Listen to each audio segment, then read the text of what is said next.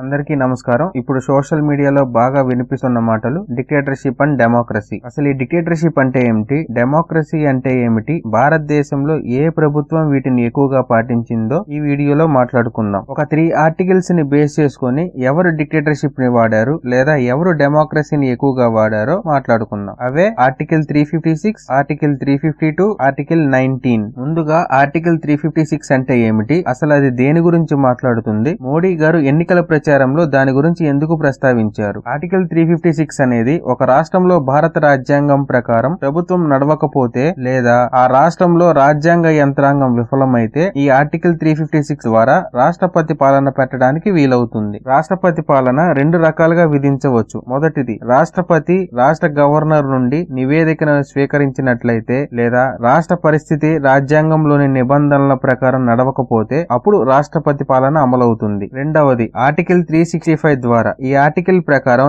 ఏదైనా రాష్ట్రం తనకు యూనియన్ ఇచ్చిన అన్ని ఆదేశాలను పాటించడంలో విఫలమైతే రాష్ట్రపతి పాలన విధించబడుతుంది. దీనినే స్టేట్ ఎమర్జెన్సీ లేదా రాజ్యాంగ అత్యవసర పరిస్థితి అని కూడా అంటారు. ఆర్టికల్ 356 రాష్ట్ర ప్రభుత్వాలపై తన అధికారం ముద్ర వేయడానికి కేంద్ర ప్రభుత్వానికి చాలా పవర్స్ ఇచ్చింది. ఇది దేశ సమగ్రతను మరియు ఐక్యతను కాపాడే సాధనంగా మాత్రమే ఉద్దేశించబడినప్పటికీ కేంద్ర రాజకీయ ప్రత్యర్థులచే పాలించబడిన రాష్ట్ర ప్రభుత్వాలను గద్దె దింపడానికి నిర్మోహమాటంగా ఉపయోగించబడింది. అంటే ఇప్పుడు సెంటర్ లో ఎవరైతే ఉన్నారో వాళ్ళ అపోజిషన్ పార్టీస్ కనుక స్టేట్ లో పవర్ లో ఉంటే వెంటనే సెంట్రల్ గవర్నమెంట్ ఈ ఆర్టికల్ 356 ద్వారా వాళ్ళ స్టేట్ లో ఉన్న గవర్నమెంట్ ని పడగొడుతుంది. ఇది అలుసుగా తీసుకుని కాంగ్రెస్ గవర్నమెంట్ రాష్ట్ర ప్రభుత్వాలను పడగొట్టడానికి ఏకంగా 91 సార్లు ఈ ఆర్టికల్ 356 ని వాడింది. అందులో ఇందిరాగాంధీ ఒక్కరే 56 సార్లు ఈ ఆర్టికల్ 356 ని వాడారు. ఏ స్టేట్స్ అండ్ యూనియన్ టెరిటరీస్ లో ఇండియన్ గవర్నమెంట్ ఈ ఆర్టికల్ ని వాడారో ఒకసారి ఈ లిస్ట్ ని పరిశీలించండి. సో ఓవరాల్ గా ఈ ఆర్టికల్ ని 133 సార్లు వాడితే అందులో కాంగ్రెస్ గవర్నమెంట్ 91 సార్లు ఈ ఆర్టికల్ 356 ని యూజ్ చేసింది. అందరు ప్రధానమంత్రులు అక్కడ పరిస్థితులను స్టెబిలైజ్ చేయడానికి యూజ్ చేస్తే కాంగ్రెస్ మాత్రం తన డిక్టేటర్షిప్ చూపించడానికి యూజ్ చేసింది. ఇక రెండవ ఆర్టికల్ 352. మనందరికీ ఆర్టికల్ 352 అంటే తెలియకపోవచ్చు, కానీ ఇందిరాగాంధీ ఎమర్జెన్సీ 1975 అంటే అందరికీ తెలుసు. ఆవిడ ఆ ఎమర్జెన్సీని ఈ ఆర్టికల్ బేస్ చేసుకొని ఇచ్చింది. అసలు ఆర్టికల్ 352 కి ఆర్టికల్ 356 కి ఉన్న తేడా ఏంటి? ఆర్టికల్ 356 అనేది రాష్ట్రంలో ప్రెసిడెంట్ రూల్ ని తీసుకురావటానికి, అదే ఆర్టికల్ 352 అనేది దేశవ్యాప్తంగా ప్రెసిడెంట్ రూల్ తీసుకొని వచ్చి ఎమర్జెన్సీ డిక్లేర్ చేయటం. ఈ ఆర్టికల్ 352 అనేది 3 కారణాల చేత అమలవుతుంది. ఒకటి, వార్ అంటే ఇండియా వేరే దేశాలతో యుద్ధం చేస్తే అప్పుడు ఈ ఎమర్జెన్సీని డిక్లేర్ చేస్తారు. 2, ఎక్స్టర్నల్ అగ్రెషన్ అంటే వేరే దేశాలు ఇండియా మీద దాడి చేస్తే అప్పుడు ఎమర్జెన్సీని డిక్లేర్ చేస్తారు. 3, ఇంటర్నల్ డిస్టర్బెన్సెస్ ప్రజలకు ఇబ్బంది కలిగేలా దేశంలో ఏమన్నా డిస్టర్బెన్సెస్ క్రియేట్ అయితే ఎమర్జెన్సీ డిక్లేర్ చేస్తారు. ఈ 3 సిచ్యువేషన్స్ లో ఏది వచ్చినా ప్రెసిడెంట్ ఆఫ్ ఇండియా ఎమర్జెన్సీని డిక్లేర్ చేస్తారు. 1975 కన్నా ముందు 2 సార్లు ఈ ఎమర్జెన్సీని డిక్లేర్ చేశారు. మొదటిది 1962 ఇండియాకి చైనాకి యుద్ధం జరిగినప్పుడు ఒకసారి ఎమర్జెన్సీని డిక్లేర్ చేశారు. రెండవది 1971 ఇండియాకి పాకిస్తాన్ కి యుద్ధం జరిగినప్పుడు రెండవసారి ఎమర్జెన్సీని డిక్లేర్ చేశారు. కానీ 1975లో ఇందిరాగాంధీ మూడవ సిచ్యువేషన్ అంటే ఇంటర్నల్ డిస్టర్బెన్సెస్ ని బేస్ చేసుకొని ఎమర్జెన్సీని డిక్లేర్ చేసింది. కానీ ఆ టైంలో ఎటువంటి డిస్టర్బెన్సెస్ లేవు, కేవలం తన పవర్ మరియు పదవి కాపాడుకోవడానికి మాత్రమే తను ఎమర్జెన్సీని డిక్లేర్ చేసింది. ఆ సమయంలో గవర్నమెంట్ కి వ్యతిరేకంగా మాట్లాడిన వారందరినీ జైల్లో వేశారు. అసలు దేశంలో ఏం జరుగుతుందో ప్రజలకు తెలియకుండా మీడియా అండ్ పేపర్ ని కట్ చేశారు. ఎమర్జెన్సీకి వ్యతిరేకంగా మాట్లాడిన వారిని సుమారు 1,40,000 మందిని అరెస్ట్ చేశారు. పీపుల్ కి ఫండమెంటల్ రైట్స్ ఉండవు. 25 జూన్ 1975 ఇండియన్ డెమోక్రసీకి ఒక బ్లాక్ డే గా గుర్తుండిపోయింది. ఎమర్జెన్సీ తర్వాత జరిగిన ఎలక్షన్స్ లో మొట్టమొదటిసారి కాంగ్రెస్ ఘోరంగా ఓడిపోయింది. ఈ విధంగా ఈ ఆర్టికల్ 352 ని ఇందిరాగాంధీ తప్ప ఇంకా ఎవ్వరూ ఉపయోగించలేదు. Next article 19 freedom of speech. మనందరికీ తెలిసిన చాచా నెహ్రూ గారు తన గురించి వ్యతిరేకంగా మాట్లాడితే ఏం చేశారో ఇప్పుడు ఈ వీడియోలో చూద్దాం. Poet Majroo Sultanpuri was jailed for 1 year for calling Nehru Hitler ka chela. 1 year. One of our greatest songwriters and poets rotted in jail. Did you know that? First democratically elected communist government in Kerala was dismissed. Congress president said communist parties wouldn't be allowed to participate in general elections. Stanley Woopert's book 9 Hours to Rama was banned. The book Chandra Mohini was banned. Audrey Menon's The Ramayana was banned. Campbell's The Heart of India was banned. Koestler's The Lotus and the Robot was banned. Import of any newspaper that undermined friendly relations. No, I need to go on. I need to go on because this rubbish fake narrative needs to be busted right here and right now. Flischter's Aisha was banned. Bertrand Russell's Unarmed Victory was banned. Robson's film 9 Hours to Rama was banned. Sadhnui's Markane Somnath was banned.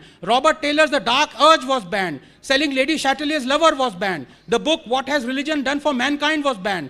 Ratnavak's Bhupat Singh was banned. Import of any obscene drawing or painting was banned. Mrinal Sen's film Neel Akshar Niche was banned. Menon's Rama Retold was banned. Tony Hagen's book Nepal was banned. The RSS organizer was censored, its publishers prosecuted. Film Gokur Shankar was banned. Godse's testimony was banned. Goswami's film Runumi was banned.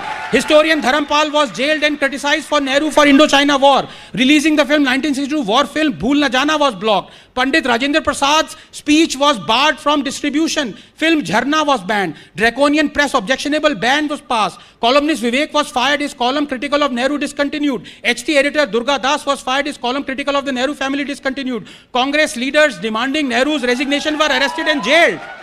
Ads to Times of India was discontinued for speaking against government policy. Magazine Crossroads was banned. Play Nigame Communistike was banned. Its actors arrested. Hindi film songs were banned from being played in the AIR.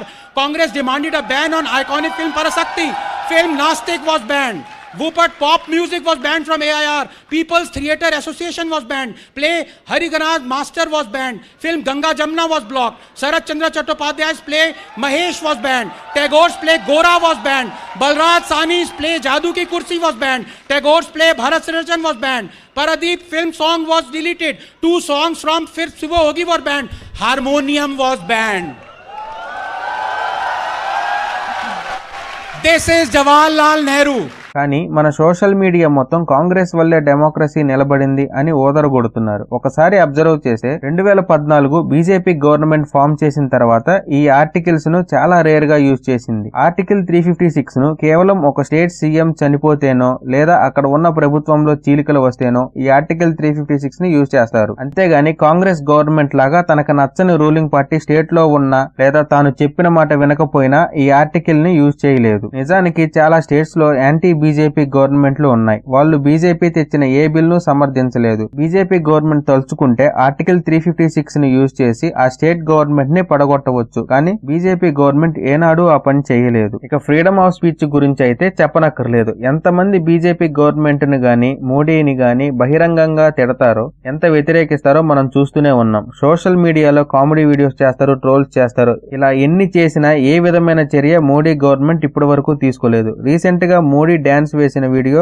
ఒక అతను social మీడియాలో post చేస్తే చాలా బాగుంది, నేను dance వేయటం ఎంతో ఆహ్లాదకరంగా ఉందని చెప్పి రిప్లై ఇచ్చారు. సేమ్ అదే వీడియోని వెస్ట్ బెంగాల్ సీఎం అయిన మమతా బెనర్జీ గారి మీద చేస్తే వెంటనే కోల్కతా పోలీసులు అతని మీద నోటీసులు సమన్ చేశారు. ఇప్పుడు ఎవరైతే కాంగ్రెస్ వస్తే డెమోక్రసీ నిలబడుతుంది అని ప్రచారం చేస్తున్నారో ఒక రకంగా అసలు డెమోక్రసీని సర్వనాశనం చేసింది కాంగ్రెస్ గవర్నమెంట్. వాళ్ళు ఏనాడు డెమోక్రసీకి రెస్పెక్ట్ ఇవ్వలేదు. ఇంకా కొంతమంది మోడీ గెలిస్తే కాన్స్టిట్యూషన్ ని చేంజ్ చేస్తారు అని ప్రచారం చేస్తున్నారు. సారి ఈ ఫోటో అబ్జర్వ్ చేయండి. ఎన్నిసార్లు కాంగ్రెస్ గవర్నమెంట్ కాన్స్టిట్యూషన్ ని చేంజ్ చేసిందో మీకు అర్థమవుతుంది. కేవలం తన స్వలాభాల కోసం అసలు అంబేద్కర్ డ్రాఫ్ట్ చేసి సబ్మిట్ చేసిన కాన్స్టిట్యూషన్ ని కాంగ్రెస్ గవర్నమెంట్ తనకు నచ్చినట్లు ఇన్నిసార్లు మార్చారు. కాంగ్రెస్ గవర్నమెంట్ కి అంబేద్కర్ అన్నా కాన్స్టిట్యూషన్ అన్నా అసలు రెస్పెక్ట్ లేదు. అందుకే కాన్స్టిట్యూషన్ ని వాళ్ళు అనుగుణంగా ఇన్నిసార్లు మార్చారు. అండ్ అంబేద్కర్ ని అయితే 2 సార్లు ఎలక్షన్స్ లో ఓడించారు. మళ్ళీ కాంగ్రెస్ గవర్నమెంట్ అంబేద్కర్ కి భారత రత్న ఇవ్వలేదు. తను చనిపోయాక బీజేపీ గవర్నమెంట్ అధికారంలోకి వచ్చాక వాళ్ళు భారతరత్న ఇచ్చారు. కానీ ఇప్పుడేమో కాన్స్టిట్యూషన్ బతకాలి, జై అంబేద్కర్ అని చెప్పి కళ్ళబుల్లి కబుర్లన్నీ చెప్తా ఉన్నారు. అసలు డిక్టేటర్షిప్ కి బ్రాండ్ అంబాసిడర్సే ఈ ఇండి అలియన్స్ పార్టీస్. కర్ణాటకలో కాంగ్రెస్ గవర్నమెంట్ ఒక అతను 108 ఫీట్ హనుమాన్ ఫ్లాగ్ కడితే